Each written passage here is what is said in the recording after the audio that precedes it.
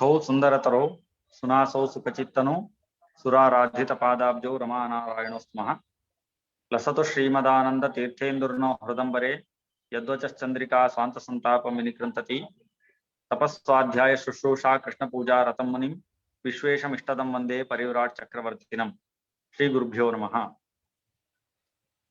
As we are continuing the series of lectures, special lectures on the occasion of Shri Madhwanavami, this series of lecture is ongoing without any obstacles because of the grace of Shri Vishwaprasanna Tirtha Swamiji and Parama Puja Shri Vishwesha Tirtha Swamiji. On the series today, we have a special speaker, Sunder Madakshira. He has been already introduced previously, and if I want to introduce again, there are so many things that I can say about him, but this time I will skip those things because he will get more time to introduce concept itself. So Sundar Madakshira will talk about who is Madhya. So the topic is very interesting. So we always say that we are Madhya. Somehow say we are Vaishnava, some say we Madhya. So when we say that, what should be the intents behind saying who is Madhya? So what qualities he must gain to be proclaim himself as a Madhya? So that is very interesting topic.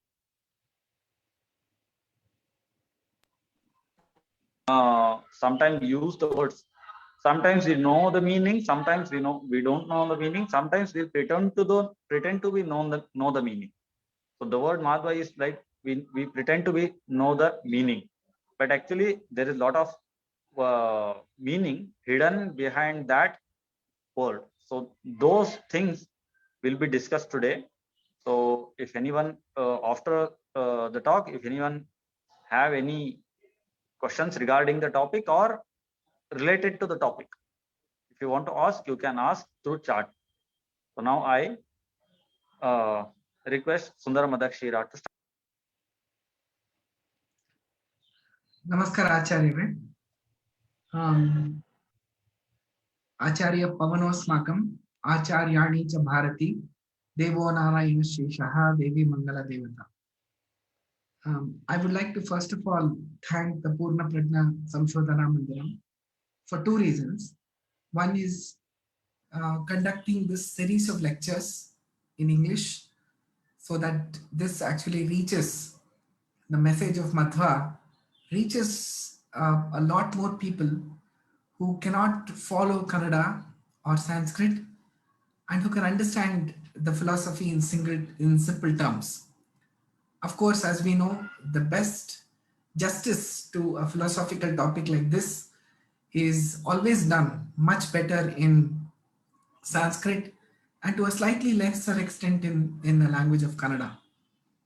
But when we are talking about Madhwanavami, the day on which Shree Madhwacharya left Udupi and has gone to study further under the aegis of Sri Vedavyasa himself in Badari, it is the right time for us to understand at least some tenets of the philosophy that we all want to know more about. So as Acharya introduced the topic today, the topic is who is a Madhya or who is the true Madhya. Now, many of us follow a certain form of philosophy, a certain set of beliefs, largely because of the fact that we were born in a family which has a tradition or a lineage in that particular form of philosophy. So when we ask somebody, why are you a Madhya? Do you believe you're a Madhya? The response invariably is, yes, I am a Madhya because I come from that kind of a family. And there have been many people before me in my lineage who have understood and practiced some of the aspects of the philosophy, and therefore I am a Madhya. Or the response is that I practice certain rituals. Like I may visit a Raghavendra Swami mutt near my house, or visit the temples, and which actually are aligned to this particular form of philosophy, and therefore I am a Madhva. But is that enough, or is that the complete definition of a true Madhva? Is something that we have to put to ourselves. And from this Madhwanavami onwards, let us take at least one small step towards being a true Madhva. So let us first look at who are all people, what are the qualities of people who are true Madhvas. I think to me, the answer to this about who the true Madhva first starts with why Madhvacharya had to take the avatara. When I say he had to take an avatara. The reason for that is the fact that, as we all know, Shri Madhva is an incarnation of Shri Vayu. For somebody of that stature to actually come into this world itself is a big step down. So why did he agree to do this? He agreed to do this, as Sumadhvijaya, his biography, Sumadhvijaya clearly says that Vignanu Bhanumati Kala Balena Line. That means his whole incarnation happened because of the fact that the philosophical body of knowledge was actually collapsing and getting very, very confused because of several historical reasons. There were distortions, there were mix-ups, and huge inconsistencies that were there in the philosophical world before he came. As Vayustuti, that we all recite, clearly says, Astavyastam Samastam, or the entire body of the Vedic knowledge was getting extremely mixed up and confused before Madhvavatara. And the main purpose that he was born was actually to impart knowledge to all of us and bring us onto the right path of understanding the great texts of our Sanatana Dharma. So if you just look at what is the first quality of true Madhva, it is someone who has a strong belief in the path of knowledge, Gnana Marga, as we say. Now, why is Gnana Marga important? It is simple. You know, as the Bhagavad Gita itself says, that the ultimate happiness is something that we all crave for. We all want to be happy. We want to be happy at all times. We do not want to be unhappy, even for one split second. That is our goal. If that is our goal, what we need therefore is Amala Bhakti. That means the true devotion towards God, an unblemished devotion towards God. And what does that Amala Bhakti, how do we get it? And that is where the definition of Bhakti itself comes, which is Mahatma Jnana Purvastu, that Sneha. That means the love, the Sneha that you have towards God after fully understanding the glories of the God and the true greatness of God is something that is called Bhakti. So therefore, if we want to be happy all the time and stay filled with a state of bliss, which is the ultimate happiness, which is what is the definition of moksha, we have to be pursuing a gnana marga, or the path of true knowledge, of seeking knowledge which is unblemished. And that is why Sri Madhvacharya incarnated in this world, and it is very, very evident from his own behavior and the behavior of the great saints who came as lineage, that their focus was really enriching that form of pure knowledge. They did not build temples, they built institutions.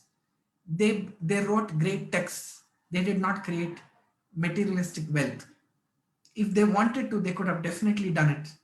We know the greatness of our gurus and the enormous influence that they had in every part of the society. But never did they seek any materialistic wealth.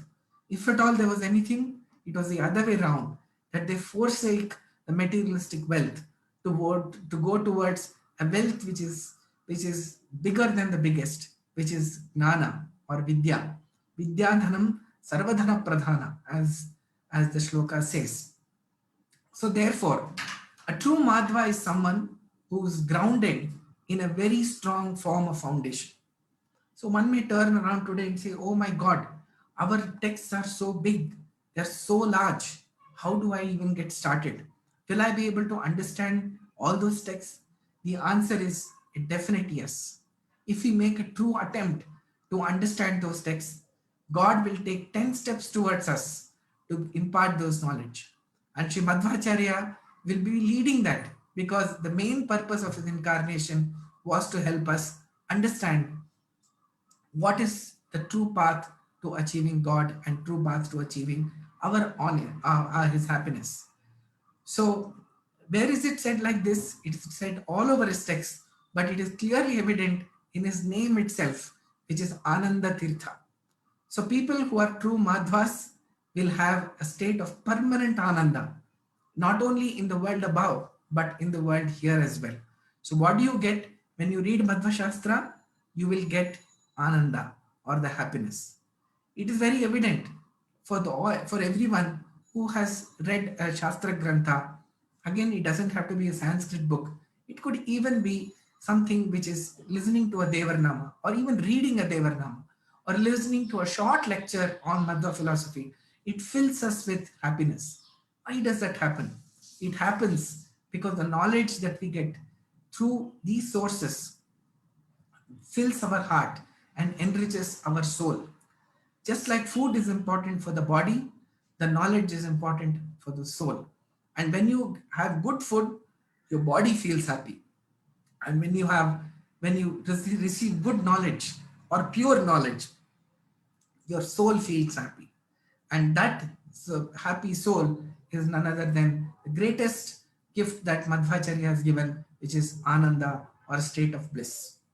So, therefore, anybody who considers himself to be a true Madhva is grounded in the path of knowledge. However limited it may be, he makes an attempt towards learning these texts and uh, getting the true import of what the philosophy is all about.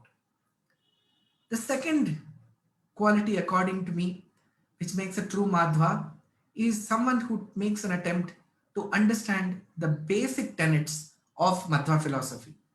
So, as Madhva philosophy, we may think there are too many parts to it. Actually, it is not the case. It has got certain foundational principles, and the entire body of knowledge is built on enforcing and reinforcing those basic tenets.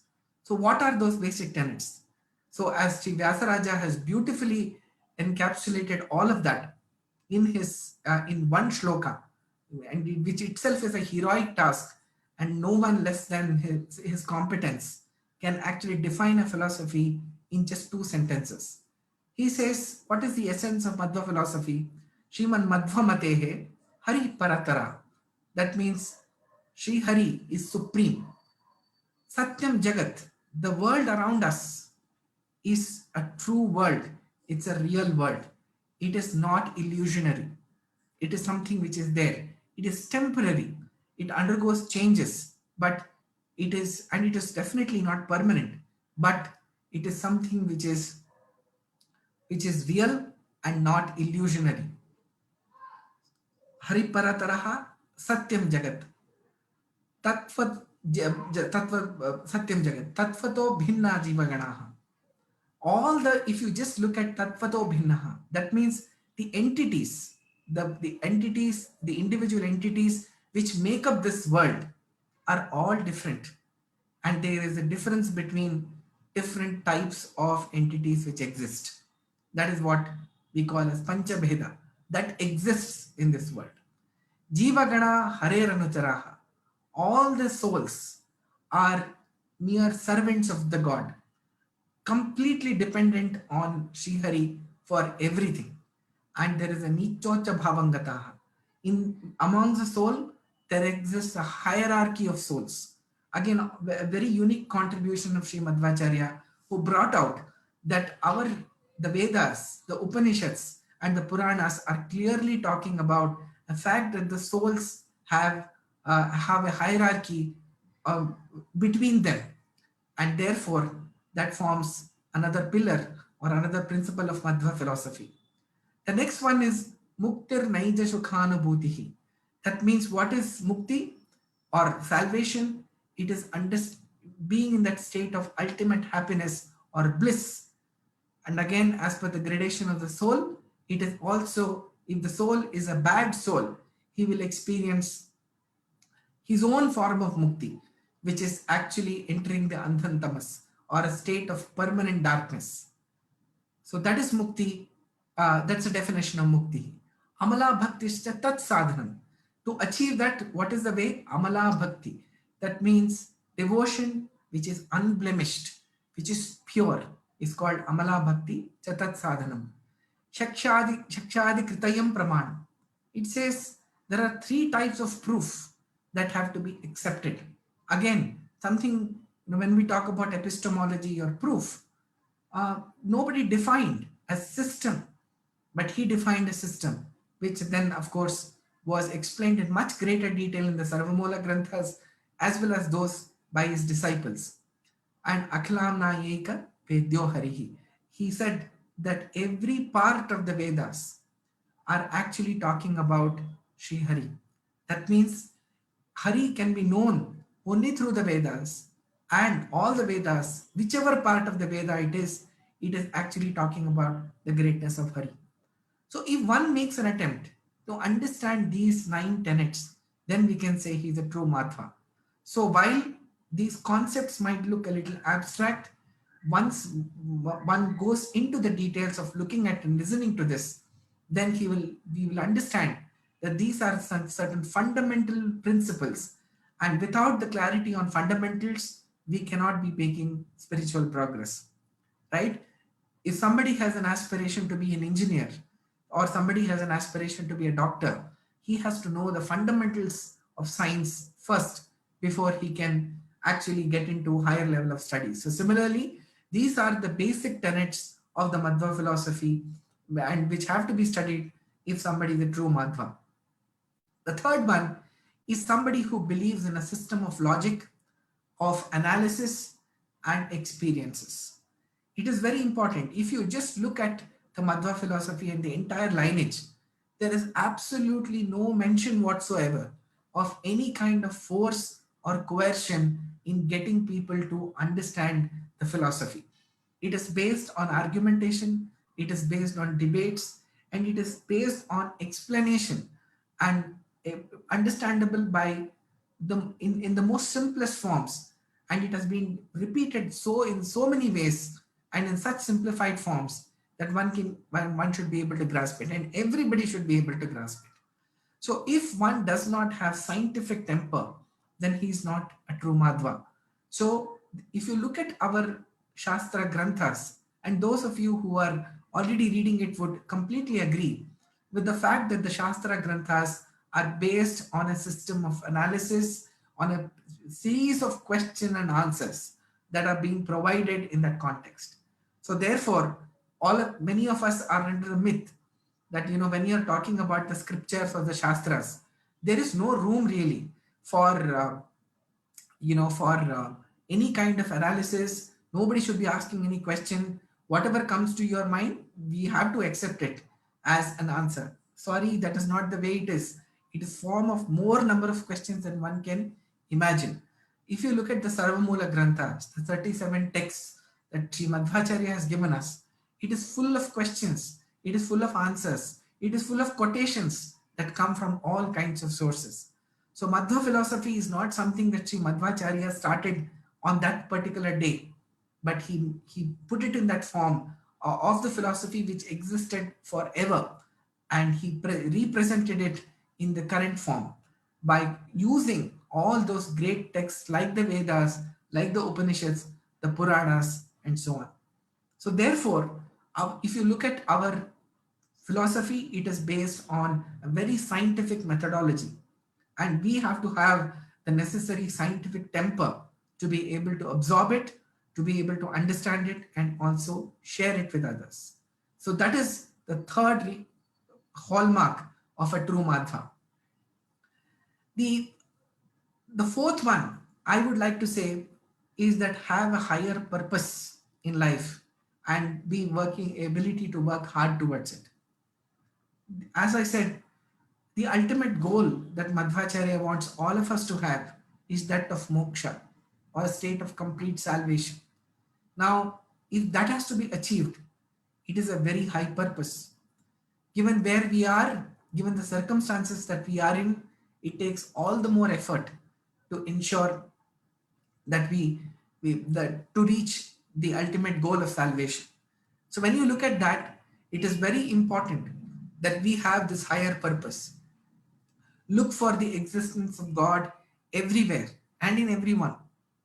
Look at every activity that we do as God's service. We may be, somebody may ask, how can somebody think about God all the time? And our Dasa Sahitya is full of quotations and full of these lovely songs which actually help us understand how we can achieve it. And of course, the granthas like Bhagavata itself give us many ways in which we can always be thinking about God. But in today's professional world, is it possible to do that? Definitely yes. How do we do that? Let us say you're a software engineer and you are sitting in front of a computer and you tell yourself that before I start the day's work, when I'm opening my laptop, I'm thinking about God. And I tell God that God, today I might be writing a code or I might be testing a code, but that is your service. That is absolutely your service. My fingers, I may not be able to do the arti to you for so many hours, but whatever I do, please treat that as the arti and God will accept it. That is what Madhvacharya has taught us, that wherever you go and whatever you do, it is the service of God.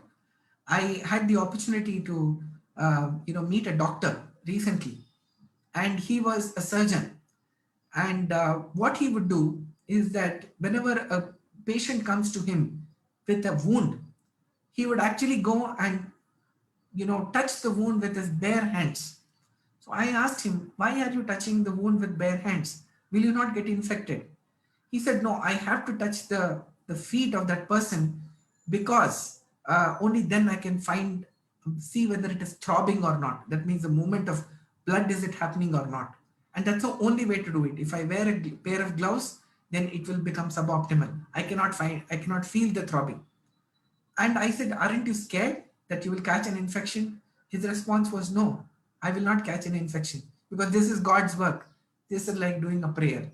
So I was wondering, if somebody comes with that attitude towards his work, then he will not only be a great professional, but also in the process finish his sadhana. So when he completes a day's work, when he's shutting down his laptop, he just turns around and says, God, all this I have done, I've done it for you, and I've done it so that you are happy. And hopefully, whatever work I've done it with all my integrity, the honesty, and therefore, please accept this also as one more flower that I'm offering to you at your feet. So, if somebody has this higher purpose, he will be working and is willing to work hard and with commitment. That person is a true Madhva. We know we are living in a world where our profession and lot of other activities keep us away from being able to study, being able to do puja, do lot of nitya anikas. We have very limited time for that. But whatever little we do, let us make an honest attempt to first of all never miss those duties, and also have this strong purpose that whatever we are doing is a small service at the feet of God, and God will definitely consider that and bestow us with the best with the best blessings. Which brings me to the next point about niyata karmas. I think today there are certain karmas and duties, rituals that we have to perform, which are niyata karma. And we should always make a very, very honest attempt to see that those karmas are performed, no matter how difficult it is. Yes, we have an option of doing it in a short span, doing it quickly when we don't have enough time, and whenever we have time, we do it in greater detail. But the minimum mandated rituals should be performed. And that itself, this is a very, very big strength for all of us. Because the moment we do that, the moment we recite the required shlokas, stotras, we gain a spiritual strength which is of immense use not only in our spiritual world but also in your professional world. Today, we are living in a world where there is a lot of chaos, where there is a lot of friction. The pandemic that we are going through is a classic example of the environment that we live, of fear, of anxiety. And if that in that atmosphere, if we have to find happiness, how do we do that? And this is what Madhvacharya has said in his Sarvamula Grantha, Shri Krishnamrita Maharanama, where he describes, and that's the question that people asked him, saying, how can we be happy? How can we overcome all the challenges that we are facing in our life? How do you suggest we overcome? And the whole Grantha is nothing but an explanation about how a human being can come out of this constant state of anxiety and sorrow. So let us follow these the minimum rituals at least, and those of us who are comfortable and who can do things which are in greater detail should definitely pursue that. So that is the other thing that I would talk about. Who the true Madhva is to be able to perform and follow the mandatory niyata karmas, and with an understanding of why they should be done. Many of the people around us often ask us, saying, why should I do this ritual? I don't understand the meaning of these shlokas. So the solution for that is to understand the meaning of those shlokas and not give it up merely because we don't know what is the meaning. I'm sure the Purna Pragna Samshodhana Mandiram itself has published many, many books which explain the details. And if you have any specific question, please do reach out to a scholar who can give you that explanation. And we are so blessed that with great institutions like this, we have so many scholars who can clarify all these doubts for us and tell us the scientific reason because of which we have to perform these rituals. For example, this is the same as a lot of people use computers, but how many of them really know how a computer works? We don't know how a mobile phone works, but do you know anyone who does not have a mobile phone and does not use it? No. Whether we know it, how it works or not, we still do it because we have to find the utility. So therefore, we have to perform the rituals first and in parallel also make an honest attempt to understand why they should be done. The other trait of a true Madhva, I would say, is someone who is compassionate and who has love and a sense of inclusion. Somebody who is willing to bring everybody together. There should be no one who should be trying to create divides amongst people. This is a very fundamental message given by Shri Madhwacharya himself. As Sumadhvijaya says, that he had many devotees and many of his shishyas or disciples belonged to people coming from different communities. There is a clear a story about how he also met the Mughal king, and even when the Mughal king asked him questions on philosophy, he answered it. He could have very easily said, look, this is not for you, you will not understand. He didn't say that. He gives him the answer and educates him about the question that he asks. Similarly, many of our gurus have also ensured that the import of Madhya philosophy reaches everybody. So if you are a person who does not know Sanskrit, they have written the songs, etc., in so many different languages and ensure that it reaches people mainly in Kannada and Tulu and so on. And for those people who still don't know, that lineage continues even today, where many of these texts are getting translated into so many languages. There are lectures available for everyone to understand. Yes, everybody might not become a great scholar. Everybody might not be able to read Shrimad Nyaya Sudha, which is considered one of the ultimate and most abstract texts in the Madhya philosophy.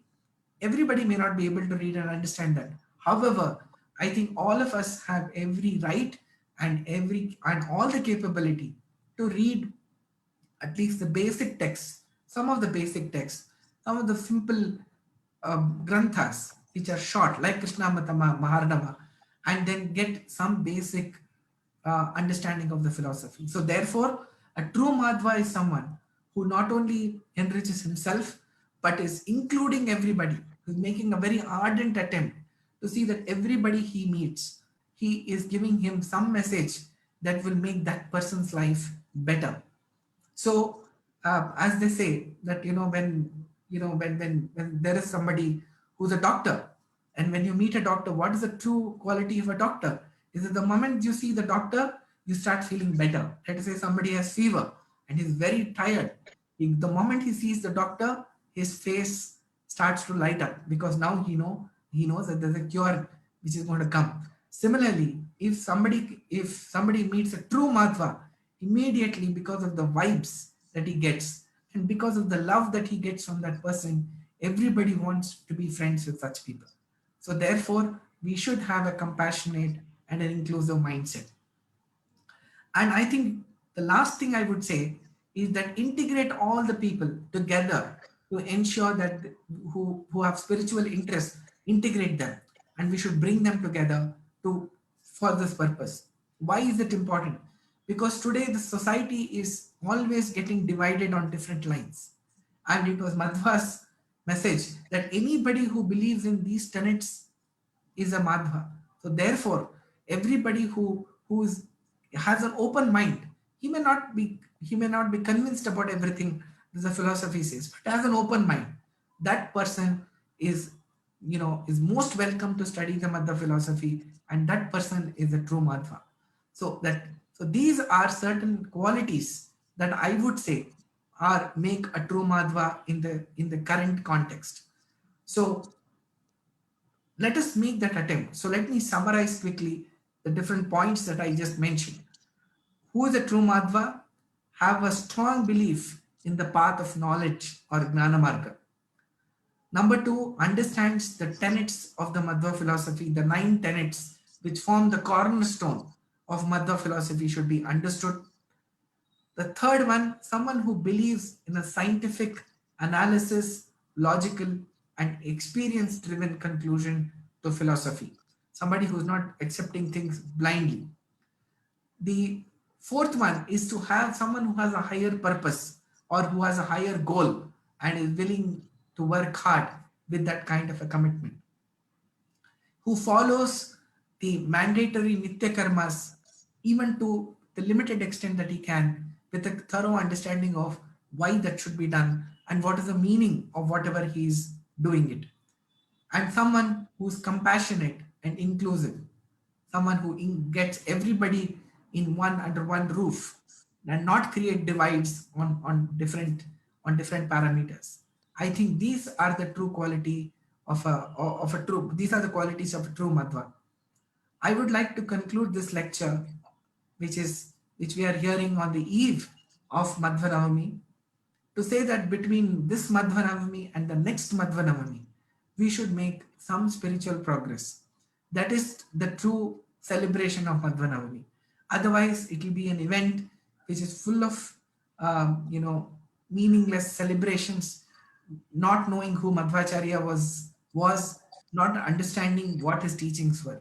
So between now and the next Madhvanavami, let us make an attempt to at least read one text that Madhvacharya has written, and by Madhva, and those who are already in that path, we can all decide how we want to do more of that and intensify our studies. Because without Gnana Marga, the path to Madhva philosophy is very, very incomplete. It is not a philosophy based on blind followings, but as I said, on a very strong foundation of knowledge. So during the Madhvanavami festival, many scholars have come and presented at this forum. But I think Purna Pragna Samshodhana Mandiram also thought that we should invite somebody who is a kindergarten student of Madhya philosophy, and that is why they have probably invited me.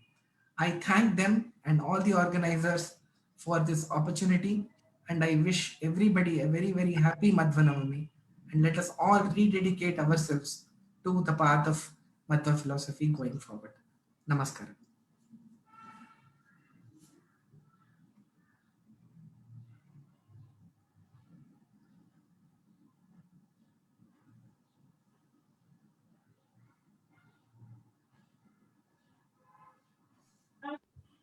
I'm able to see one comment which is saying we should complete at least one book. So um, yes, that is a thank you, Agrihatri Havre. You said that let us complete at least one of his books. Yes, I think we should do that. And you know, uh, even learning one Dvadasha Stotra, learning all 12 is even better, but learning one Dvadasha Stotra, a simple one with its meaning, is also something which gives us such a beautiful rounding of the philosophy. And that's the beauty of Sri Madhwacharya's work. Whatever he has said, it is encapsulated even in a very simple, forward, straightforward manner. So yes, thanks for that.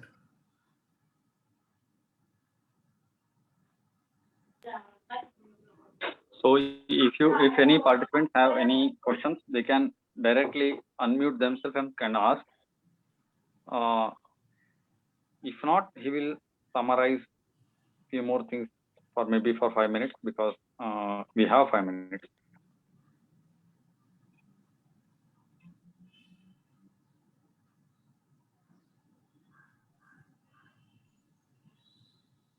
Namaskara. So, While it is emphasized on knowledge, coupled with the dress code, if it is highlighted, differentiates from the crowd, but also gives more bhakti if you follow it, which that is why he also said 12 ದ್ವಾದಶ ನಾಮಗಳನ್ನು ಧರಿಸಿದರು ಅಂತ ನಾವು ಕೇಳಿದ್ದೇವೆ. ಹೆಣ್ಮಕ್ಳಾಗಿರ್ಬೋದು, ನೀವು ಇವರು ಹೇಳಿದಂತೆ ಅವರ ಮುಖ ನೋಡಿದ್ರೆ ಸಂತೋಷ ಆಗುತ್ತೆ, ಲಕ್ಷಣಗಳನ್ನ ಇಟ್ಕೊಂಡಿದ್ದು. ಹೆಣ್ಮಕ್ಳು ಆ ರೀತಿ ಲಕ್ಷಣಗಳನ್ನ ಇಟ್ಕೊಳ್ಳೋದು, ಸೀರೆ ಉಡೋದು, ಅಟ್ಲೀಸ್ಟ್ ಮಠಕ್ಕೆ ಬರ್ಬೇಕಾದ್ರೆ ಶಲ್ವರ್ ಕಮೀಸ್ ಅನ್ನು ಬಿಡುವ ಪ್ರಯತ್ನವನ್ನು ಮಾಡುವುದು ಅವಶ್ಯಕತೆ ಇದೆ ಅನ್ನುವ ಪ್ರಸ್ತುತವಾದ ವಿಚಾರವನ್ನು ಹೇಳಲಿಕ್ಕೆ ನಾನು ಇಷ್ಟಪಡ್ತೇನೆ. ಅಷ್ಟೇ. Namaskara. ನೀವು ಹೇಳ್ತಾ ಇರೋದು, I think it's a very pertinent point that you make. See, to me, every activity has its own dress code, right? There is a dress code when somebody goes to a gym. There is a dress code when somebody goes for a swimming lesson. Similarly, there is a dress code which is there to pursue spiritual matters, and that dress code has been designed only to ensure that that activity happens in a comfortable and easy manner, right? If you look at the Indian dress code, whether it is the men wearing the dhoti or panche, or women wearing a sari, it has been designed. It's a flexible clothing. That means anybody who wears it, there are no stitches in it. Why is that the case? Because the shape and the size of our body constantly changes. So if you have a dress which is stitched, it may be tight in the morning, but in the evening it can become loose. So therefore, if you wear a panche, you can suit it to suit your comfort level, and anything that is done in that manner is going to be, you are going to be benefited from that. Yeah, as truly said, Yes. and it is a measurable if we define that, yes, dress code is adoptable. The thing is, 10 people, if they adopt and say, yes, next Madhwanavami, I wear at least 6 yard, if not 9 yard, makes a justification to Madhva being Madhva. That is the relevant context that what you started very nicely, apart from knowledge, backed up with knowledge. Why? Which makes I feel elevated, and we make a small step towards the degradation of the system that we have unfortunately adopted and embraced, which we have to stop. And this entire beautiful series makes a relevance. And that's why such learned people like you are talking tomorrow, Krishna Kadri. What exactly? He spends 24 hours a day, apart from being top on IT, which has to be adopted not only by boys, men, ladies especially. Ladies carry the dharma. It lies in their heart. Drop 90, drop, sorry to use that word, shelver kameez at home, If you wear, ladies wear saris, the daughters will at least wear bangles. I am very much pleased to see your face because backed up with knowledge, you are wearing that Lakshana. Madhwacharya stored in 14th Sarga, right?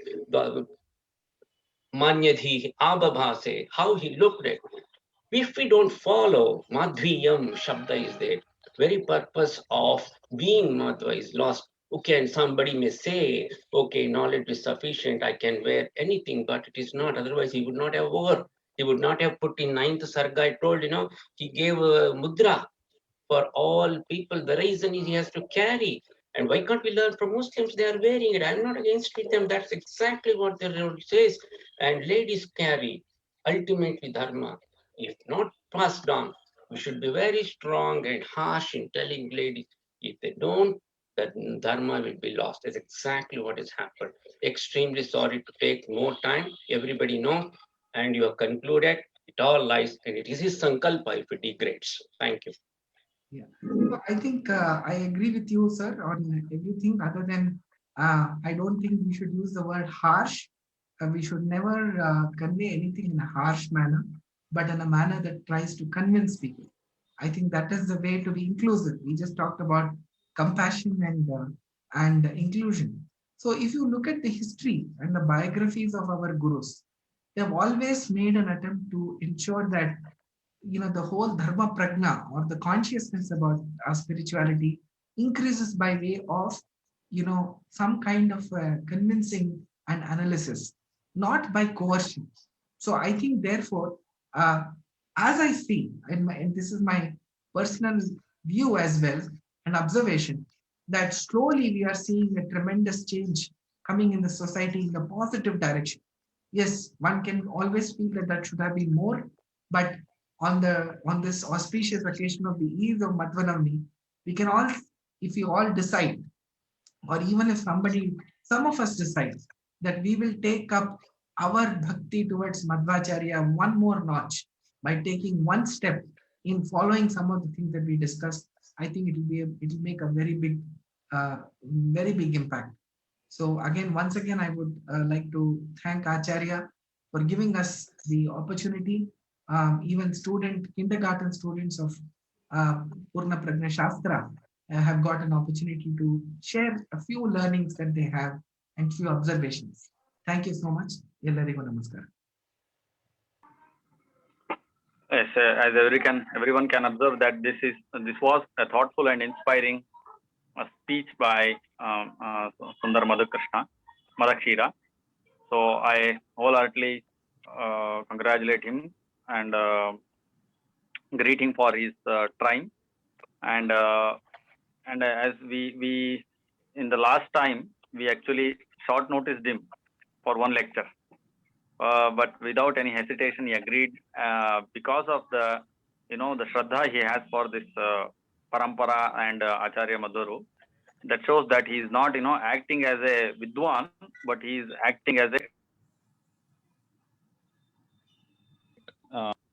for being Madhwa. Being Madhwa means not only being a Vidwan. Yes, of course he must be Vidwan. Along with that, he must be a devote to Madhwa, which includes Shraddha, Parampara, and Bhakti, and a certain kind of a rarest blend of all these qualities. So we can find him in. I personally congratulate him for taking time for all of us. And this series was actually a brainchild of Sri Nagasampige Acharyaru, director of Purna Prajna Samshodhana Mandira, and he actually interested in this kind of series. So again, this is the first attempt, and we will not, we will not decided to cut it here. We want to continue it from there because it is a Mangala. Mangala means it just started. So we will continue this series. Again, I request Sunder to in upcoming days also. We expect that his presence will be here for us, and also all participants have shown interest. I thank them also. So with this, with the blessings of Shri Vishweshwartirtha Swamiji and Vishwaprasannatirtha Swamiji and Acharya Madhuru and Acharya Madhuru and Udupi Krishna, we will conclude this session. Dhanyavada to all. Shri Krishna Arpanamastu.